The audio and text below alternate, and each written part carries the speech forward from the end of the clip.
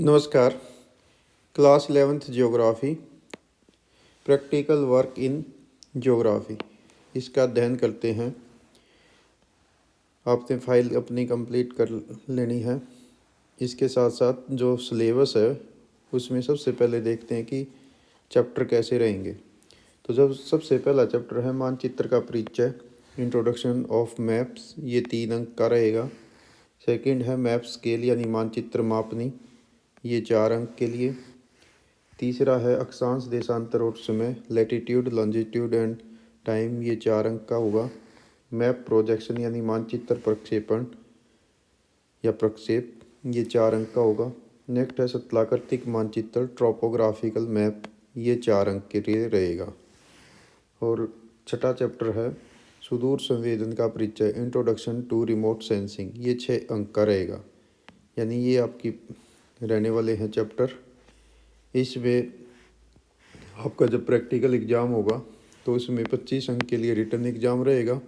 जो आपने फाइल बनाई वो 3 अंक की होगी और प्रैक्टिकल के दौरान आपसे क्वेश्चनिंग की जाती है जिसको वाइवा कहते हैं, मौखिक प्रश्न, वो 2 अंक के रहेंगे। तो कुल मिला के 30 अंक आपको प्रैक्टिकल एग्ज़ाम से मिलने वाले हैं।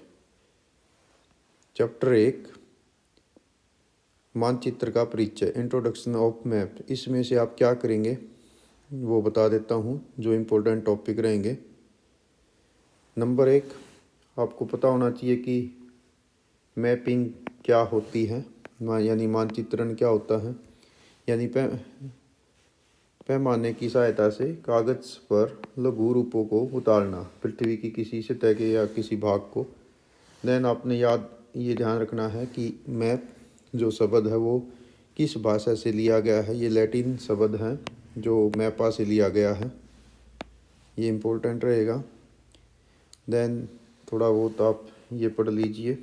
इसके साथ साथ नेक्स्ट है जो इम्पोर्टेंट हिस्सा है कि जो मैप होता है वो क्या करता है, वो 3 डायमेंशनल भूतल का 2 डायमेंशनल चित्रण करता है। यानी मैप जो है उस पर लंबाई और चौड़ाई 2 ही चीज़ होती हैं, जबकि हमारी जो पृथ्वी का आकार है वो जियोइड है, यानी वो 3 डायमेंशनल है। अब यहाँ पर इम्पोर्टेंट आता है आपके लिए कि मैप की डेफिनेशन आप क्या देंगे। निश्चित मापनी के अनुसार धरातल के किसी भाग के लक्षणों को समतल कागज पर रिप्रेजेंट करना मानचित्र कहलाता है। और इसी में ये इम्पोर्टेंट क्वेश्चन रहेगा कि मानचित्र के एसेंशियल जो होते हैं एलिमेंट्स कह लीजिए या तत्व कह लीजिए, अनिवार्य तत्व, वे कौन से होते हैं। नंबर 1, मानचित्र का टाइटल। हर मैप के ऊपर एक टाइटल होता है कि वो मैप किस चीज़ को दिखा रहा है। जैसे मान लो भारत का जनसंख्या मानचित्र, तो ये इसका टाइटल हो गया। जैसे एशिया का भौतिक मानचित्र, ये इसका टाइटल हो गया। दूसरा होता है मैप स्केल। मैप स्केल का मतलब ज़मीन पर जो दूरी है वो कितनी है और मैप पर जो दूरी है वो कितनी है, किस रेशो से आपने दिखाया है, वो स्केल। देन आता है मानचित्र प्रक्षेप, यानी समतल कागज, जो गोलाकार धरातल है उसको आपने समतल कागज पर कैसे रिप्रेजेंट किया, तो उसको बोलते हैं मैप प्रोजेक्शन। ये अलग अलग मेथड होते हैं, एक आपका चैप्टर भी आगे आएगा। देन आता है व्यापीकरण, जर्नलाइजेशन। जर्नलाइजेशन का मतलब होता है कि जो मैप है वो किस उद्देश्य से बनाया गया, उसका एक शब्द में आप बताइए। जैसे मान लो अपवा, अपवा का मतलब कि इस मैप में नदियाँ दिखाई गई हैं। ऊंचावच यानी इस मैप में स्थलाकृति दिखाई गई है। इसी प्रकार से सॉइल, वेजिटेशन, ट्रांसपोर्टेशन, जनसंख्या घनत्व, ऐसे कोई भी हो सकते हैं टॉपिक, तो इसको बोलते हैं जर्नलाइजेशन, यानी वो मैप किस चीज़ को रिप्रेजेंट कर रहा है। इसी प्रकार से नेक्स्ट आता है मानचित्र अभिकल्पना, मैप का डिजाइन। यानी उस मैप के ऊपर आपने जो संकेत हैं, इंडेक्स वगैरह हैं, या उसका आकार है, लिखावट है, कौन से रंग आपने यूज किए हैं, उस पर कौन से आपने कन्वेंशनल साइन यूज किए हैं, वो सारा इसमें आता है। देन आता है मानचित्र निर्माण और उत्पादन। मैप का कंस्ट्रक्शन और प्रोडक्शन, वो हाथ से बने हुए मैप हैं, मशीनों से छपे हुए हैं या कंप्यूटर से प्रिंट किए गए हैं। तो इस प्रकार से ये 6 एसेंशियल जो टॉपिक होते हैं, एलिमेंट्स होते हैं मैप के, ये आपके लिए ज़रूरी है। और लास्ट यहाँ पर है कि जो मानचित्र बनाने की कला है उसको क्या कहते हैं, उसको बोलते हैं कार्टोग्राफी। इसी प्रकार से नेक्स्ट इम्पोर्टेंट क्वेश्चन आपका इस टेबल से आ जाता है कि जो मैप होते हैं उनको आप कैसे क्लासीफाई करेंगे। तो उसको आप दो आधार पर क्लासीफाई कर सकते हैं, मापक के अनुसार यानी स्केल के अनुसार और उनके कार्यों के अनुसार। उसी में फिर आ जाएंगे स्केल के अनुसार बड़े पैमाने के मैप, छोटे पैमाने के मैप। फिर उसमें नीचे आ जाएंगे उसका बड़े पैमाने के मैपों को आप कैडस्ट्रल या बुक्कर मानचित्र या संपत्ति या प्लान मैप कह सकते हैं। दूसरे होते हैं ट्रोपोग्राफिकल मैप। छोटे पैमाने में वॉल मैप और एटलस होती हैं। एटलस एक प्रकार की किताब होती है मानचित्र की। देन आता है फंक्शन के आधार पर भौतिक मानचित्र यानी जो नेचुरल जो जैसे पर्वत पठार मैदान आदि होते हैं इनको दिखाते हैं, भौतिक कंटेंट को दिखाते हैं। दूसरे होते हैं कल्चरल मैप जो मनुष्य द्वारा निर्मित एक्टिविटीज़ को दिखाते हैं यानी संस्कृति से रिलेटेड होते हैं। अब भौतिक मैप में आप क्या बताएंगे, जैसे धरातलीय मैप, भूगर्भिक map, climate map, weather map, soil map, vegetation map. और जो सांस्कृतिक में जैसे मान लो पॉलिटिकल मैप हो गए, पॉपुलेशन से रिलेटेड हो गया, कास्ट से रिलेटेड, लैंग्वेज से रिलेटेड, इकोनॉमिक एक्टिविटी या ट्रांसपोर्ट से रिलेटेड, तो ये ह्यूमन बेस्ड मैप हो जाएंगे। तो ये आपका क्लासिफिकेशन हो गया। इसी प्रकार से नेक्स्ट इम्पोर्टेंट टॉपिक आता है कि जो मैप होते हैं उनकी इम्पोर्टेंस क्या है, उनकी उपयोगिता क्या है। नंबर 1, मैप जोग्राफिकल जो जानकारी होती है उनके सोर्स होते हैं। ये ज्ञात स्थान के लिए गाइड का काम करते हैं। ये योजना बनाने के काम आते हैं।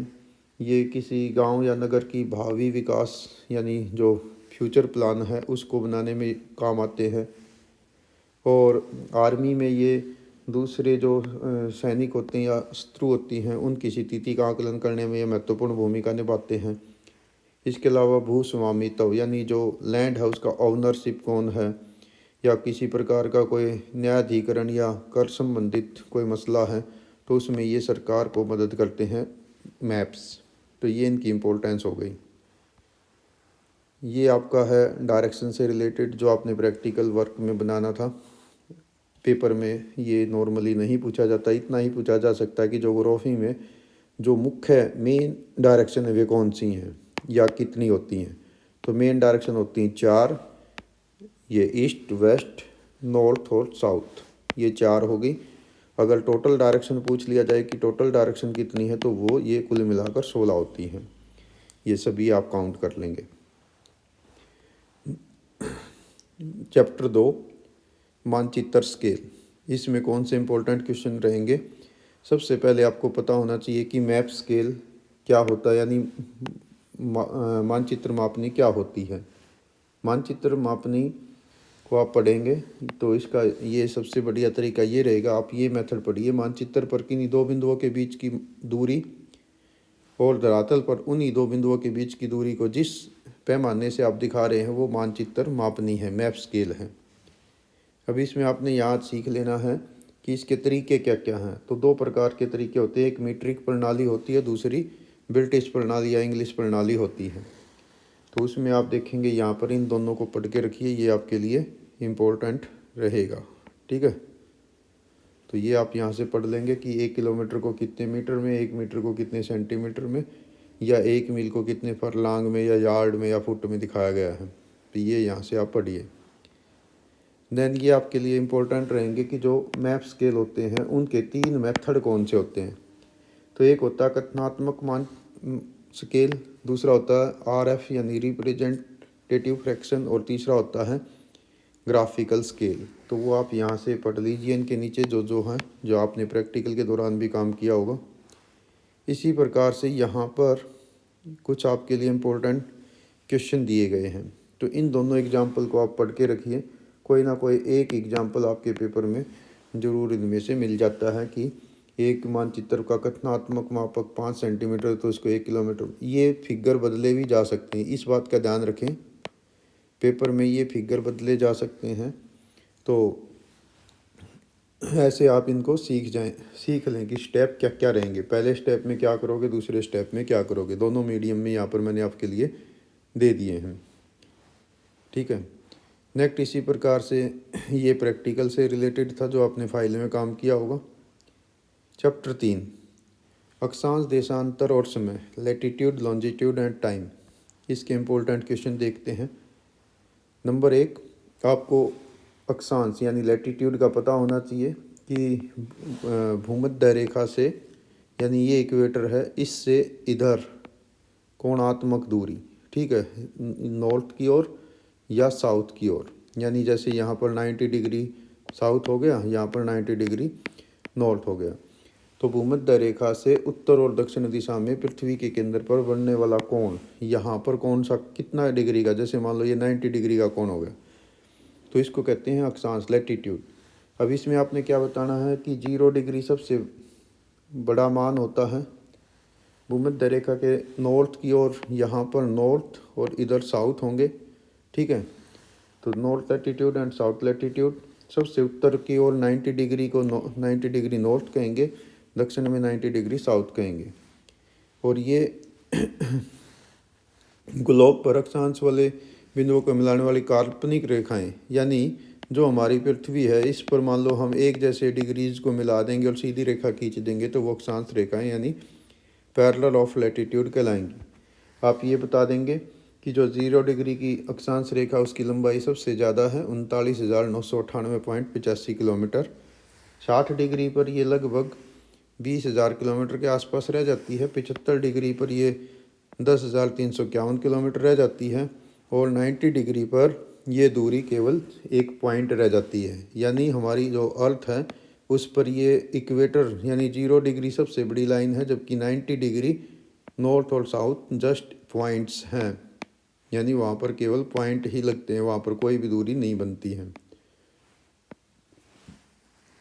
और नेक्स्ट इम्पोर्टेंट है कि यदि सभी अक्षांश समानांतरों को यानी पैरेलल ऑफ लैटिट्यूड्स को डिग्री में देखें और एक एक डिग्री का अंतर कर दें तो ये 89 बनते हैं।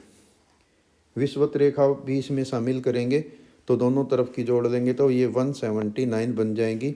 और ये ध्यान रखेंगे कि एक अक्षांश रेखा और दूसरी अक्षांश रेखा के बीच की जो दूरी होती है वो 111 किलोमीटर या 69 माइल्स होती है।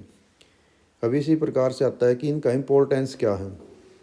तो इम्पोर्टेंस ये होता है कि इसके द्वारा हमें जो पृथ्वी के जोन हैं उनका पता चल जाता है। जैसे मान लो 23.5 डिग्री नॉर्थ साउथ के बीच में जो है टॉरिस्ड जोन होता है, 66.5 डिग्री तक टेम्परेट जोन होता है और उससे आगे जो है वो फ्रीज्ड जोन होता है। वो सारा मैंने आपको यहाँ पर बता दिया है, तो आप यहाँ से इसको पढ़िए, ठीक है। तो ये सारा इसी में एक्सप्लेन किया गया है, आप इस सारे को पढ़ लीजिए। ये फिगर आपने बनाई होगी, ये आपकी मदद करेगा, ठीक है। ये टॉरिस्ड जोन है यानी उष्णकटिबंध है, ये टेम्परेट जोन है दोनों तरफ येलो कलर में, और ये फ्रीज्ड जोन है, ठीक है, यानी ये शीत कटिबंध है, यहाँ पर ठंडा जलवायु रहती है। देन आता है लॉन्जिट्यूड यानी देशांतर रेखाएं। यदि हम नॉर्थ पोल और साउथ पोल को मिलाते हुए एक लाइन खींच दें तो ये होगी देशांतर, ठीक है। तो ये आप बताएंगे, इनसे ईस्ट में ईस्ट और वेस्ट की ओर वेस्ट देशांतर होते हैं, ठीक है। ये जाती है 0 डिग्री लाइन इंग्लैंड में लंदन के पास से, तो उसको कहते हैं हम प्राइम मेरिडियन। ग्रीनिच लाइन भी इसको बोला जाता है क्योंकि वो ग्रीनिच से जाती है, ठीक है। तो ये सारे आप बताते चलेंगे। और ये दोनों तरफ 180 इधर ईस्ट की ओर होती हैं, 180 वेस्ट की ओर होती हैं, टोटल मिला के 360 डिग्रीज इसमें होती है। तो ये आप बता देंगे, ठीक है। भूमध्य रेखा यानी अगर हम इसकी लॉन्जिट्यूड की बात करें तो ये भूमध्य रेखा के पास इनमें सबसे ज़्यादा दूरी होती है और पोल पर ये सारी रेखाएं एक बिंदु पर जाकर मिल जाती हैं। तो ये सारी बातें आप यहाँ से पढ़िए, ठीक है। तो ये आपके लिए इम्पोर्टेंट रहेगा।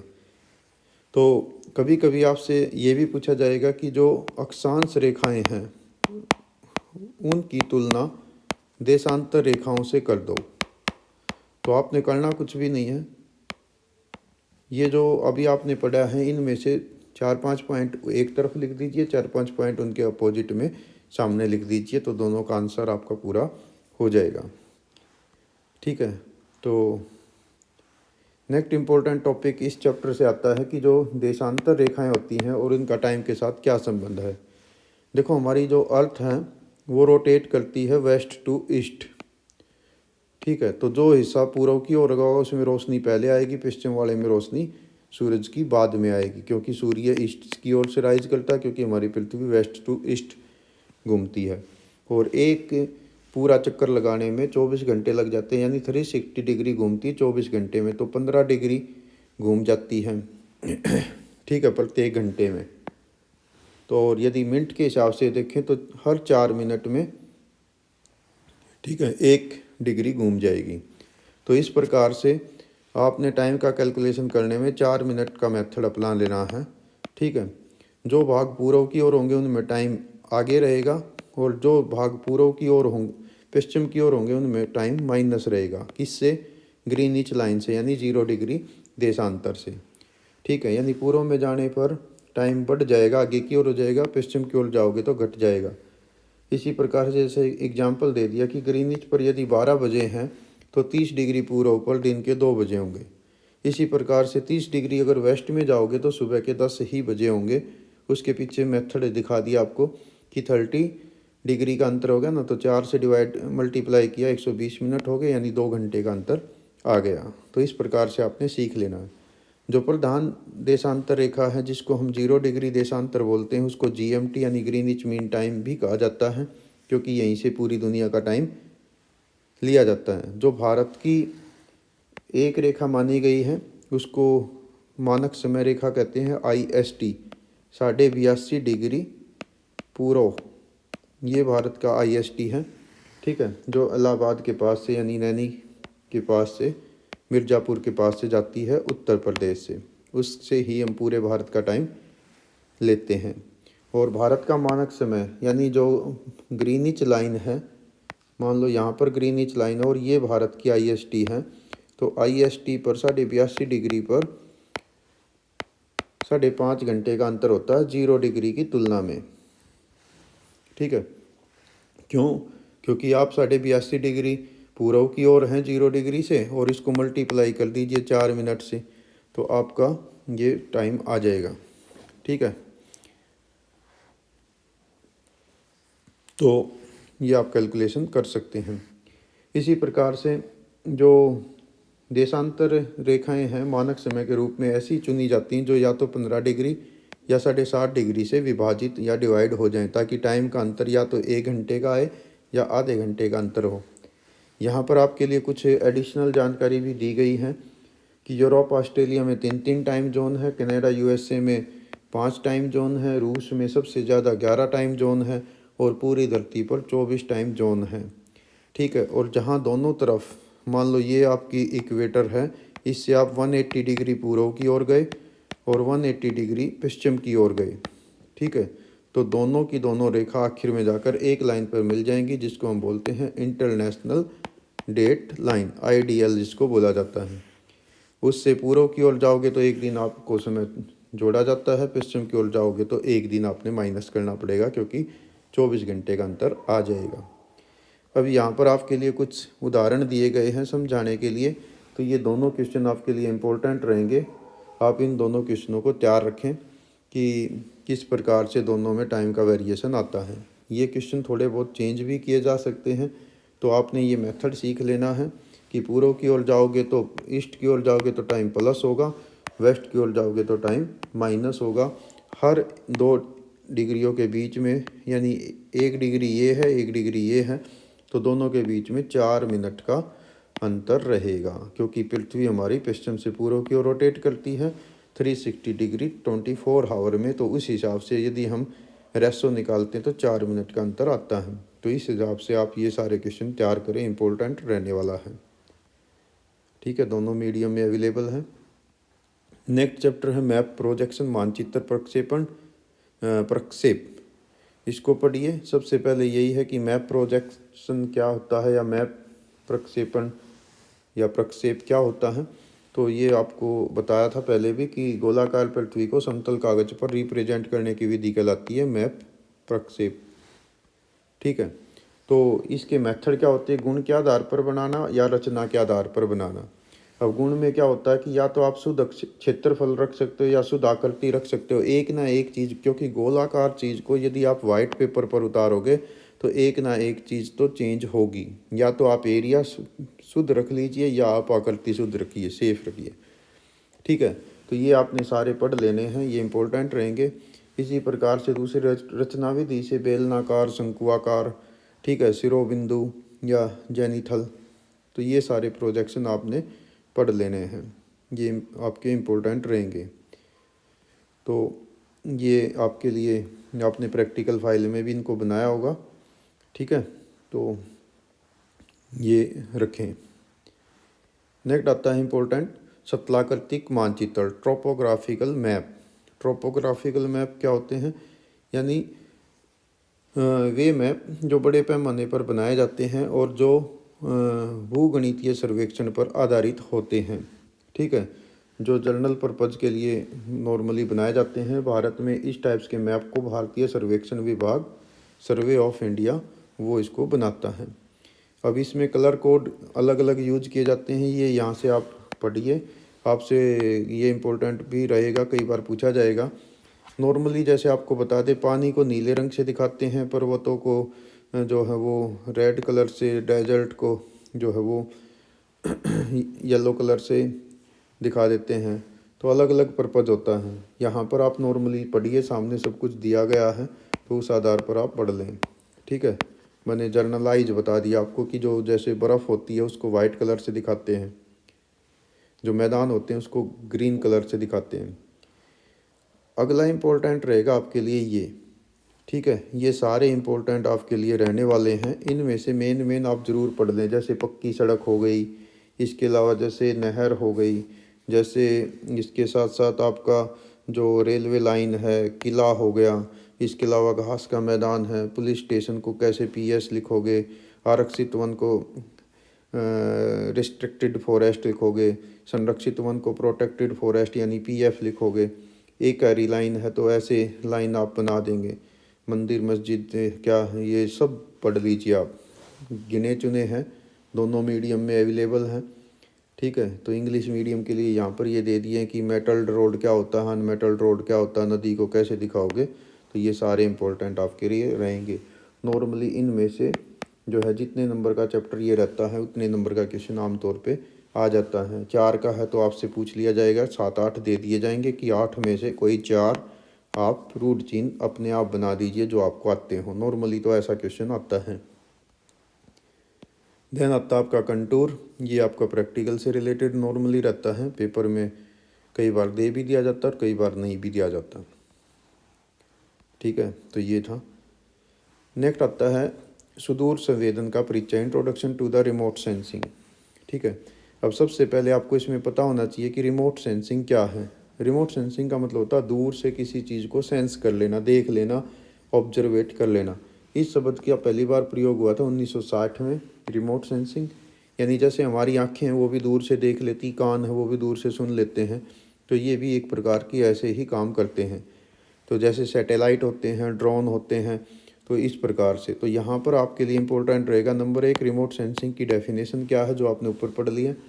दूसरा है इसके स्टेजेस क्या हैं, तो ये स्टेजेस सारी आप पढ़िए कि क्या क्या आपने करना इसमें होता है। कि एक एनर्जी का सोर्स चाहिए, फिर उसके लिए ट्रांसमिशन चाहिए, फिर इंट्रैक्शन करेगा, फिर उसको कोई एक चीज़ रिकॉर्ड कर लेगी या इन्वायरमेंट उसको रिफ्लेक्ट करेगा।